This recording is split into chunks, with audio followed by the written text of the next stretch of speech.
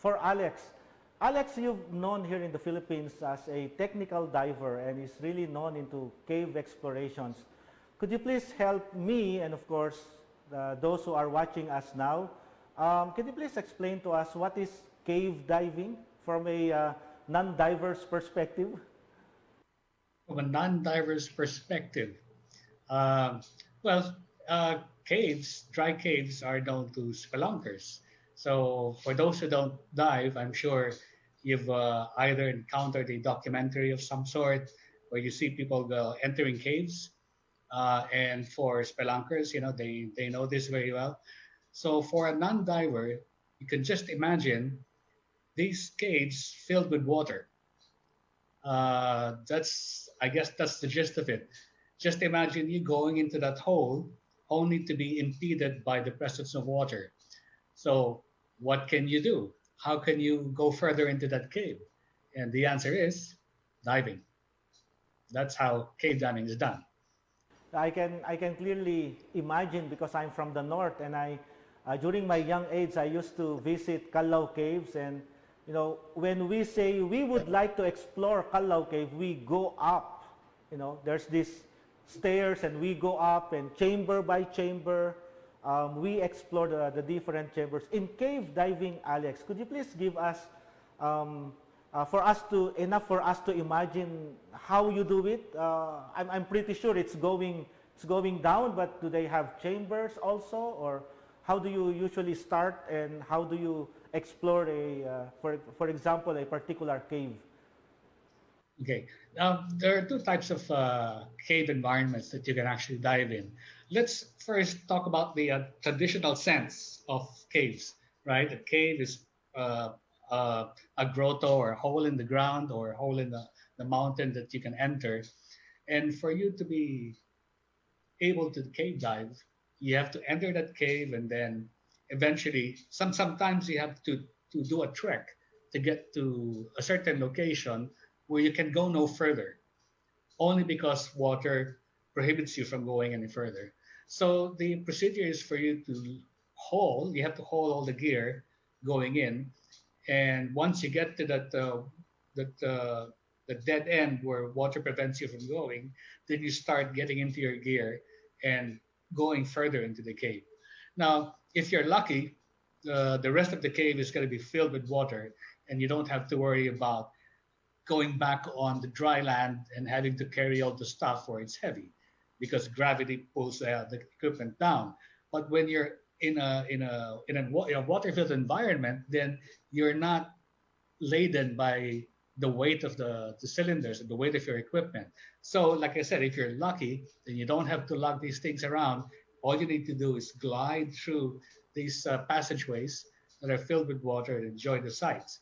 Um, any cave that's filled with water changes the light spectrum because once you shine light into a cave, especially when the walls are quite bright, you get these hues of blue, turquoise blue. The clearer the water, then the bluer the waters are. Um, as the visibility drops because of, say, um, pigmentation or sedimentation, or there's stuff that limits the visibility, the water, then the water starts to get green.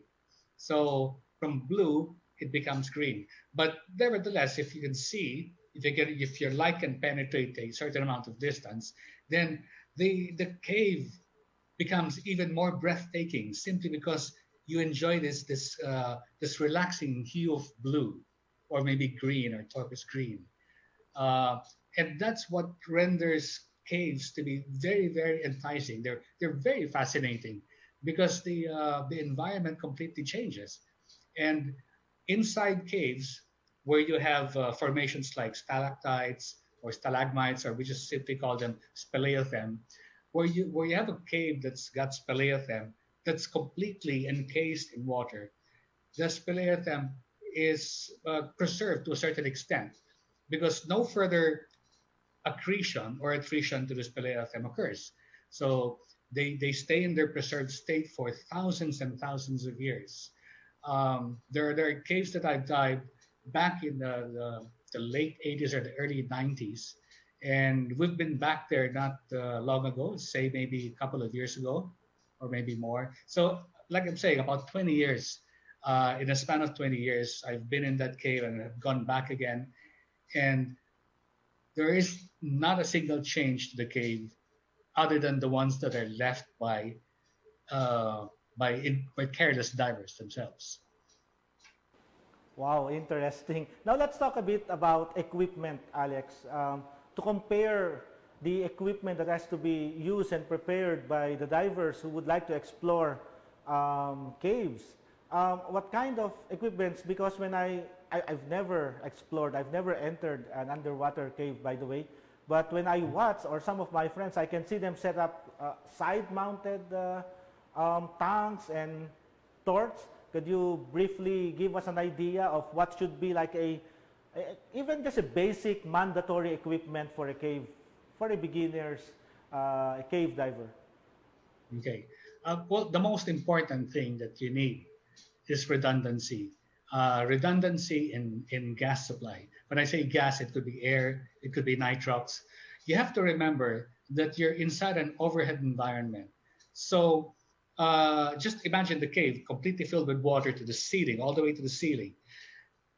If you encounter an emergency, let's say a catastrophic gas loss from your cylinders, then you can't simply go up to the surface, right? I mean, you've got the ceiling right above your head. So you must head all the way back out to where you came from. So bearing this in mind gives you an idea of the type of redundancies that we need. So if you look at these cave divers, they enter caves with not one but at least two cylinders, because the other cylinder is that serves as the redundant system. If everything else fails, then you have one more set to allow you to come out.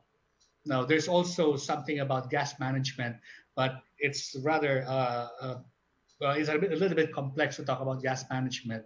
But just to give you an idea, something goes wrong and you can't come up to this come up. You have to go out, and you must have enough gas to make it out. Now, part of the equipment, of course, includes lights. You need several lights for you to be able to navigate your way inside the cave. Now, again, going into redundancy, if your primary light fails, you definitely need a backup, because if it fails, then you cannot see anything. Now, I'd like to emphasize that inside a cave with no visible sunlight, when there's no ambient light that you can see, if you switch off your lights, it doesn't matter how long you try to adjust your eyes, you will see nothing, nothing, zero. So without light, it would be very difficult to exit the cave. That's why you need not just one, but several backup lights. I mean, they're not in this modern days. Lights have been made to be very dependable, and you can have as many as 3 or 4 LED lights. They've been miniaturized so that you could carry them in your pockets. And there's no excuse for any cave diver these days to not carry enough lights so that they have enough to make it out of the cave. Now, it's not as important as having two cylinders or maybe more, because even if your light fails, as long as you have enough gas, you can still make it out of the cave. But if you carry a lot of lights but do not have enough gas, then it doesn't matter if you can see your exit. If you're running out of gas, you may not make it out. So, cave diving, the equipment requires total redundancy, complete redundancy. And this redundancy depends on how long or how far the cave goes. The farther the cave, the more gas is required. Yeah, and there's the component of the mastery of the use of the equipment, isn't it? That goes with the training. But I would like to reserve that later on.